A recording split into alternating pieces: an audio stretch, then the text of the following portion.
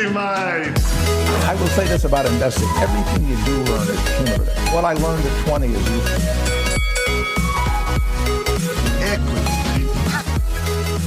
Welcome to another episode of Equity Mates, a podcast where we help you learn to invest in roughly 20 minutes or less. We break down the world of investing from beginning to dividend so that you can hopefully make some returns. My name's Bryce, and as always, I'm joined by my equity buddy, Ren. How are you going, bro? I'm good, Bryce. I always enjoy these episodes, so very excited to get to the end of the month.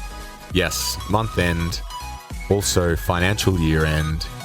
Actually, no, that's next month. I'm a month ahead of myself. Who would listen to us for investing advice? Well, it's because the first question is about tax. It had me thinking. So, as you said, Ren, end of month, which means it is our Ask Us Anything episode where we collate all the questions that we have received over the last month, both from our forum online, which is Ask Us Anything, on our website. So you can head there if you're keen to ask us a question. Also, Facebook, Instagram, Twitter, email, we're everywhere, we're active, we're social, we're millennials, we're in touch with all of that sort of stuff. So, so send it through. So yeah, let's just get stuck into it, Ren. We've got a few questions to get through, as always. Some that I've touched on before, some others that are new. So let's get stuck in. Yeah, all right. I'll ask you the first question. Okay. And it is about tax, as you noted. So one of our listeners is using Excel to currently calculate their tax, and they're wondering if we can recommend any software. So the short answer to this is no, I can't recommend any software. I don't use any software, and I'm sure there are some out there that you probably have to pay for. My interpretation of this question is around calculating capital gains, also dividends and capital losses, and then the implications that has on your tax return. Now, it can be complex and confusing depending on whether you want to claim your loss or gain in the current financial year. So look, short answer to this is speak to a tax professional, because depending on your circumstance, it can be tricky. I was hit up by the ATO just recently, Ren. I sold some stocks. My very first stock, actually, Brickworks. I thought I sold it in the last financial year, but I sold it in the previous one, and so missed claiming my my capital gain on it. And they hit me up saying, "Hey, buddy, you've had a capital gains, and we haven't seen you report it. So can you do so?"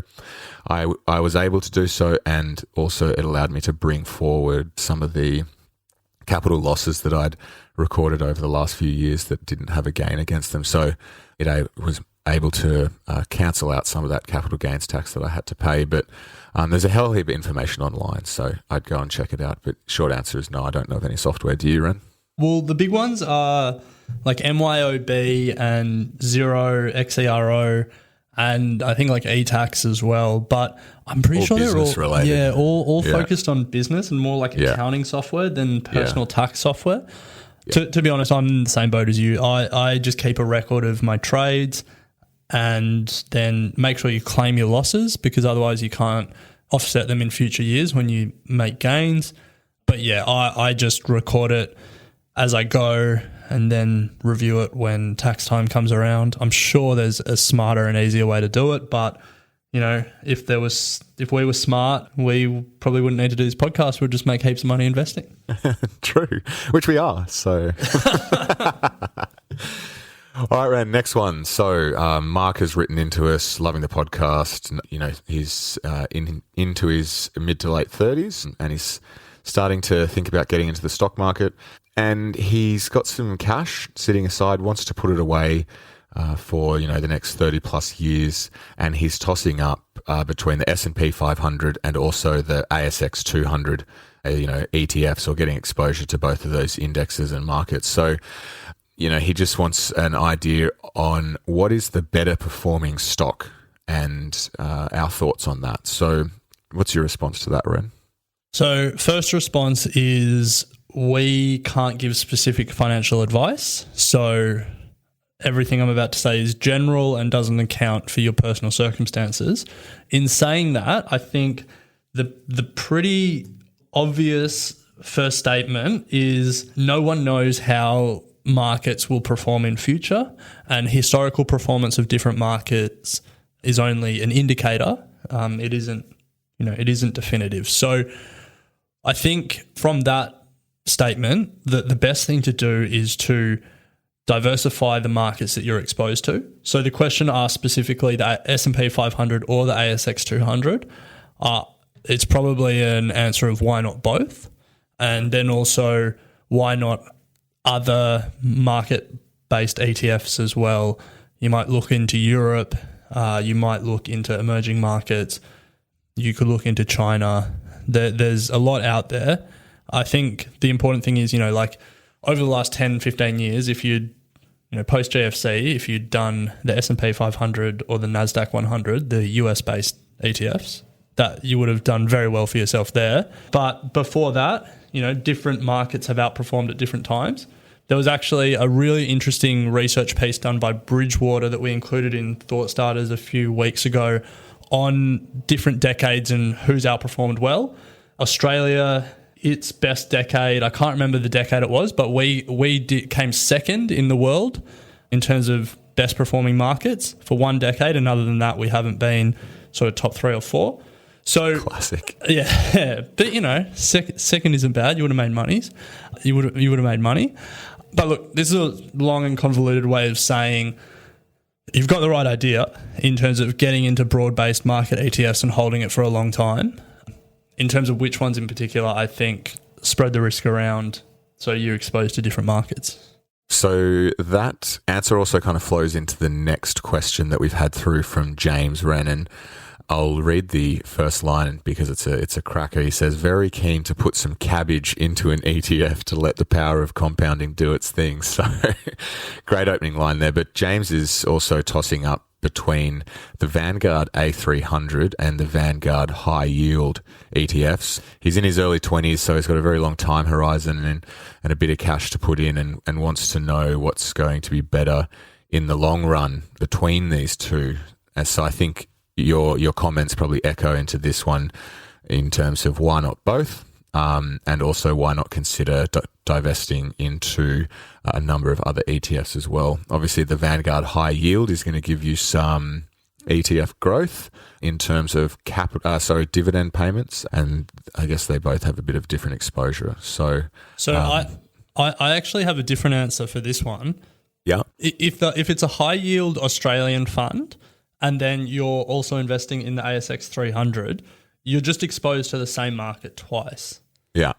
So I think in a general sense, diversification is still important, but focusing on high yield and focusing on a broad-based market index sort of have different underlying purposes.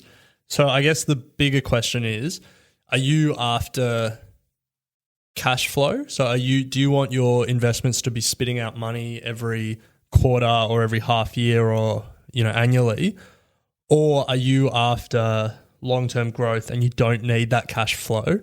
And that's probably the biggest determining factor if it's an Australian high yield fund versus an Australian ASX 300 fund. Yeah. Well, as you said, Ren, you're definitely going to get paid dividends through an ASX 300 fund anyway. So but we can't give specific investment advice, so I probably won't go any further than that. But just think about what the purpose of the investment is and where you why you're parking your money, when you need to use it.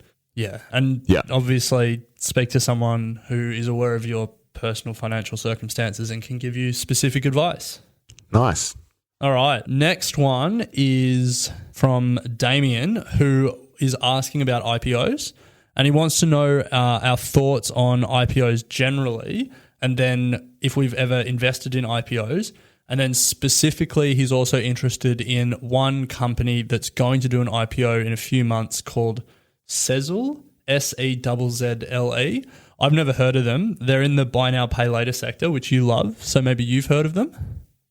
No, so I haven't really done too much research into Sezzle, Ren, but let's address the IPO section first. So he says that I want to know your thoughts on this company and also how you would invest in an IPO, because he's never invested in an IPO before. I think this is probably a more interesting part of the question. And it's a good one.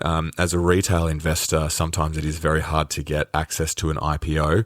Unless you know someone or in investment banking, it's very, very difficult to get into a pre-IPO in terms of off-market, I guess. Usually the way, and correct me if you've had different experience, Ren, but usually the way that you get into an IPO before open is via your broker. So, for example, CommSec will have a list of IPOs that are coming through their platform, and they'll send you an email saying, we've got this IPO coming up. Would you like to subscribe? This is the minimum subscription amount, maybe $2,000, whatever it may be. You can subscribe and then get access to that IPO prior to anyone else that is not going through CommSec. So I guess these platforms try and use it as a point of differentiation. Otherwise, as I said, it's a bit difficult. You usually have to wait until the stock goes public and then you just jump in like any other investor would. Have you had a different experience with an IPO, Ren? So I've been involved in some that I subsequently sold and wish I hadn't. I think in a general sense, though, what we've seen recently, and probably what you can see throughout history if you look back, is there's a lot of IPOs that come in with a lot of hype and maybe don't live up to that hype. And so what you see is a few days or even just a day in some cases of really solid trading, and then it falls away very quickly. Recently, I'm thinking of Lyft as an example of that.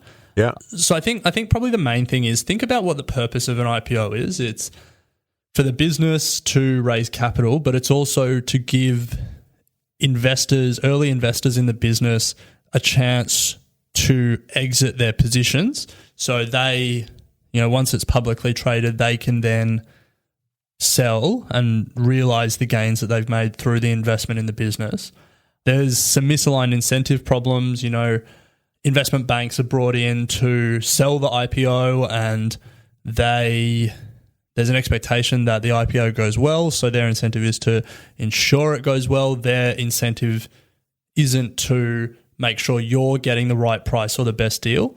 So when you get those emails from your broker and stuff like that, that they've got an incentive to get that IPO fully subscribed, ideally oversubscribed, and to get some demand for those first couple of days at the very least. So that's a long way of saying I always do like looking at IPOs, but I'm very reluctant to invest in them. And so specifically, how have you invested in an IPO? So it's actually a really easy process. Yeah, broker will send you emails, CommSec, IG, whoever the broker is. If you're interested, sometimes you just reply to the email and you say, yes, I'm interested. And then they say, all right, have X amount of money in your account by X date and we'll take that and subscribe you.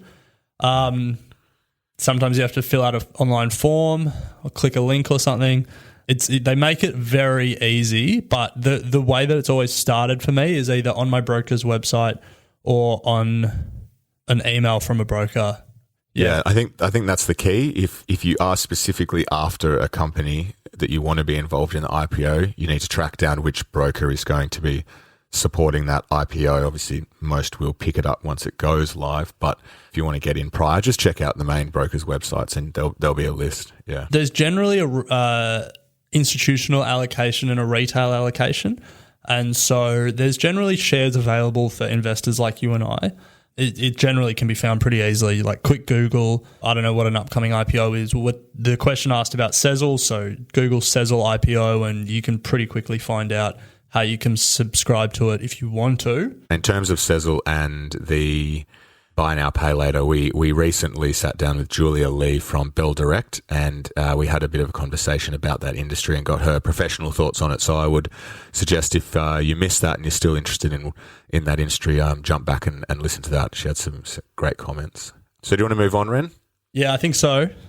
So this one's come in from another James, and he would like us to explain how liquidity works in the context of ETFs. Should ETFs with a low daily trading volume be any cause for concern? And also, what are your thoughts and feelings around some of the warnings that ETFs are yet untested in prolonged market downturns? And what are the liquidity implications in that instance? Now, I know We've discussed this before with BetaShares, and you have a bit of a different opinion to obviously them. And I'll hand this over to you, Ren. Yeah, okay. So briefly. You can't do both. You can't hand it over to me and have it brief. I am. So I know we've answered a couple of questions about ETFs already, and we've said, they're generally a good investment for long-term market returns.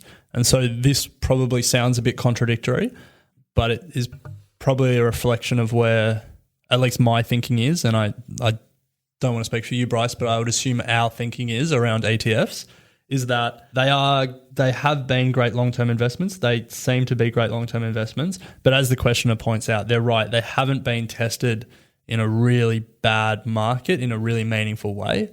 The growth of ETFs really kicked up a notch after the GFC.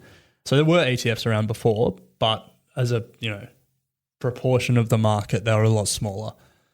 To answer the specific around liquidity, the ETFs trading with a low daily trading volume shouldn't really be too much cause for concern. And there's a reason for that, and that is that ETF providers are market makers essentially.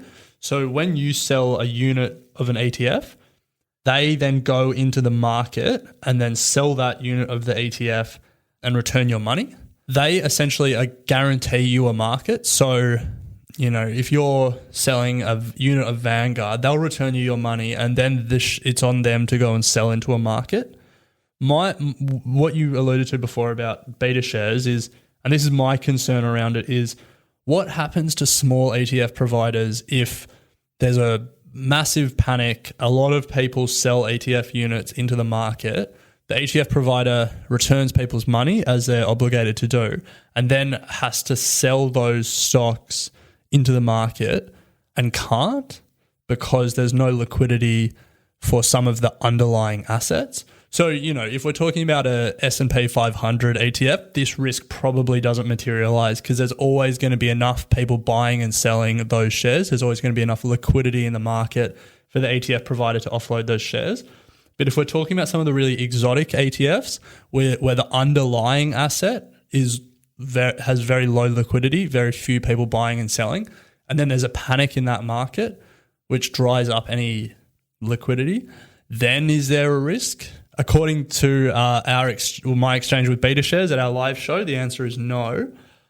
I don't know. I think the answer is maybe for some of the smaller ones. Like Vanguard and stuff have trillions of dollars of assets under management. Like they're going to be fine.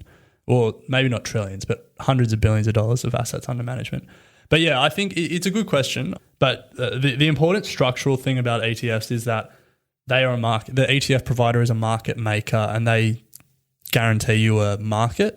So you'll always be able to sell your unit of that ETF, but then what happens after that is an open question. And also what price you sell the ETF at is dependent on, how the underlying index is going. Yeah, it's very much an unknown in some regards at this stage. So watch this space if things certainly turn south. All right, Ren, good answer. So that is my understanding of ETFs, as is this whole podcast. We're still learning as we go. So some of the things that I just said there, people who work more closely in the industry might disagree. Write into us, tell us where I got it wrong. We'll do a correction on air, and it would be good to have this conversation because it's a conversation that I think I personally really want to have, and I think would be a lot of value to our listeners to have it as well. So if someone's, sitting on the train listening to this episode yelling at me, come and yell at me on air.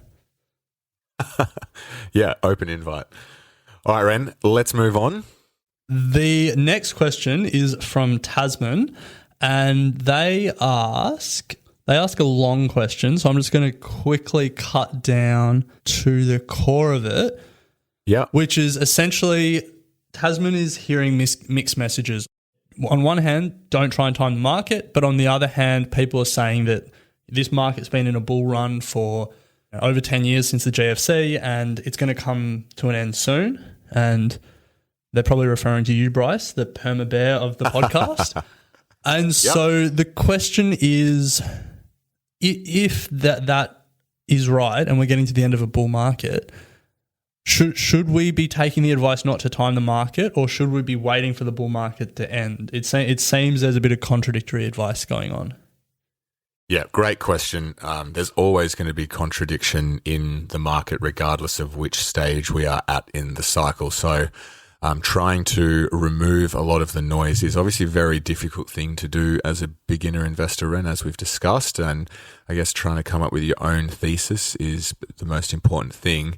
Absolutely right in terms of not trying to time the market. I also, I think equally, you don't want to try and time the bottom of the market, but you also really don't want to try and time the top of a market, because we really have no idea when it is coming. Yes, there's a consensus that we are getting towards the top end of the market, but who knows how long it's going to go on for. So there's been many instances over the last 10 years where people have thought that we've been at the top of a market, me included, and have not put in money in fear of, or in hope that they could take advantage of a drop that will come when we do top out.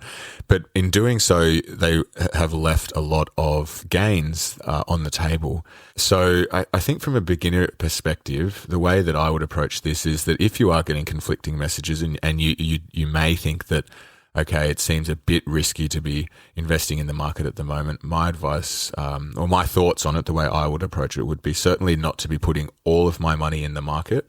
I would be leaving some on the sidelines, but I would be putting some in the market just to get exposure, put it into something that is not hugely risky, hugely volatile, and do something at a consistent interval so that you are not just putting it all in at one time and hoping the market doesn't crash or go down. That's probably my basic approach to this, because I am certainly in that position as well. I've got some cash on the side, but still a large proportion in the stock market. And yes, there are conflicting messages, but I wouldn't worry so much about it. I know, Ren, you're constantly investing in the market at the moment, so you probably have a slightly different approach to this. I'm interested to hear your thoughts. Yeah, the stat that I love to crack out, and I think hopefully goes to some way to answer the question, is Lehman Brothers collapsed on a Monday in 2008 in the midst of the GFC. If you had bought the S&P 500, just in the biggest 500 publicly traded companies in America, the Friday before that Monday where Lehman Brothers collapsed, in the 6 months after that, you would have lost about 47% of your money. So you would have almost lost half of the money that you invested in 6 months. Devastating. That's the argument to not buy at the market top. But a decade on, if you had just held through that period, you would have doubled your money. So, yeah. Look, obviously, if you'd bought at 6 months on, at the bottom of the market, you would have more than doubled your money. You would have done much better, but you still doubled your money, even just sitting still through the worst financial crisis of our lifetimes. So I think that it does seem to be contradictory. Don't time the market, but we're getting to the end of a bull run. But at the end of the day, over the long term, what history has shown us is wherever you buy, it's better to buy now rather than waiting, because markets over the long term average higher. So that's probably the simple answer. In terms of how you practically put that into effect, I think dollar cost averaging is a really good technique, and that is simply every paycheck you get, or every set period of time, just put some money in. As the market gets higher, you'll be able to buy less shares with that set amount of money. So if you're putting $1,000 in every 3 months, if when the market's really high, that $1,000 will buy you less shares. And then if the market falls, that $1,000 will buy you more shares. But over time, what it will mean is that your average buying price is lower than the highs, and you're not trying to time the market. You're just consistently getting into the market. And, from every historical backtest that's been done, it makes sense to just, when you have money to put in the market, get it in the market and leave it in the market for as long as you can. Yeah, nice. Completely agree. And this, Well, look, we won't go too much further into that one. Hopefully that answers the question, which brings us to our lucky last question, Ren, and we're just about out of time. So let's briefly answer this. It is a really good question, and the question is there any point in searching for good companies? Won't its strong performance be reflected in the share price? Shouldn't I be searching for undervalued companies instead? Now, this is, if I had Warren Buffett next to me, I would hand it to him. What are your thoughts on this? If you want a brief answer, yes, and yes. So, yes. Is there any point in searching for good companies? Yes, there is. Yes. Won't the strong performance of these companies be reflected in the share price? Well, yes. And should you be searching for undervalued companies instead? Well, except for the instead word, yes again.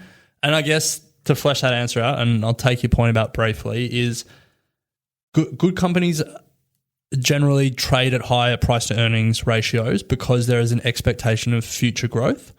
Investors price them higher than bad companies where we don't expect much, and so we aren't willing to pay a premium because we don't expect the company to grow into the earnings multiple we're paying for them.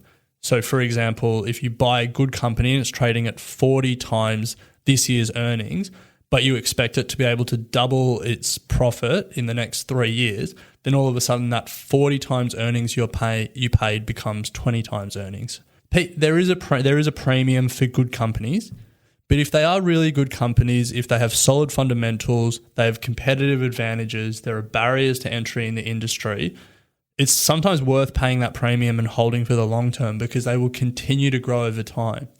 That hypothetical company that we paid 40 times earnings for, it doubled its earnings and all of a sudden it was 20 times earnings. Maybe if you hold it for another 5 years, 10 years, it'll double its earnings again and then maybe again after that. And so you being an investor that held that good company for a long time and allowed it to grow, you really reap the benefit of it. That's why there's a premium, and that's why paying a premium for growing companies isn't always a bad thing.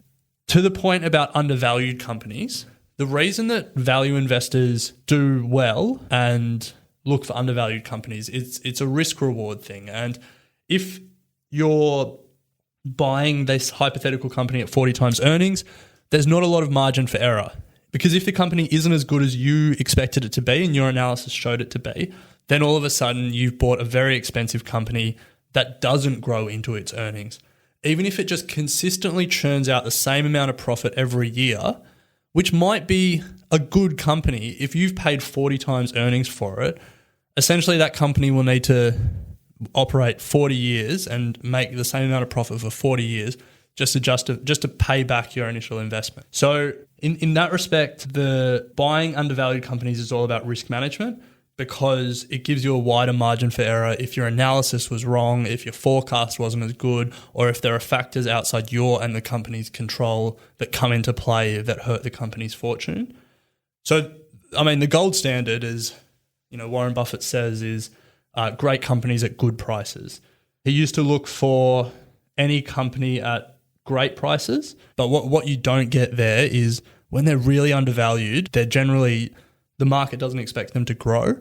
And the market generally is pretty good at predicting these things in a general sense. Like the market's often wrong, but generally it's pretty good. So if it's undervalued, there might be a reason it's undervalued. But yeah, the risk is lower if your analysis is wrong. So that probably wasn't as brief as you were hoping, Bryce, but I hope it goes some way to answering the question. No, that was a great response, Ren. Couldn't have said it better myself. So hopefully that puts a bit of colour to that question there. So that brings us to the end of Ask Us Anything for the month of May, Ren. We had some great questions, as always, dominated by ETFs. So if you haven't already, check out our 3-part episode with BetaShares. It gives a bit of an insight into what ETFs can offer you, and we have a chat to the CEO and look at some of the themes that surround ETFs that you can invest in. Yeah, so as always, great to chat stocks, Ren.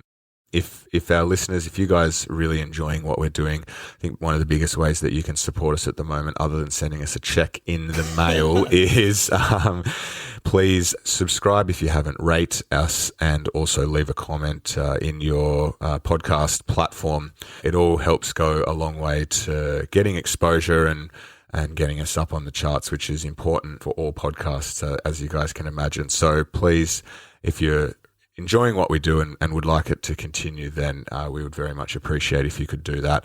Also, follow us on Instagram, social media as well. And if you've done all that and you still want to help us a little bit more, and you do subscribe to Thought Starters, our weekly email, forward it to a friend. Forward it to someone who you think might be interested in it. Spread the word. Yeah, just like those chains you used to do at school where it says, if you don't forward this to 10 people, you're going to die. Yeah, if you don't forward this to 10 people, you'll have bad investing returns. Yeah. So let's get that going, see how far we can get it around the world. All right, Ren, let's leave it there. Next episode is the start of June, and as always, it's going to be a book of the month, the book that we've been reading during May. So it'll be a book club, and that would be our Made in America by Sam Walton. Yep, can't wait. Equity Mates and the people appearing in this program may have positions in the companies mentioned. This is general advice only. Please speak to a financial professional to understand how it may pertain to your individual situation. Equity Mates! I will say this about investing. Everything you do learn is cumulative. What I learned at 20 is useful.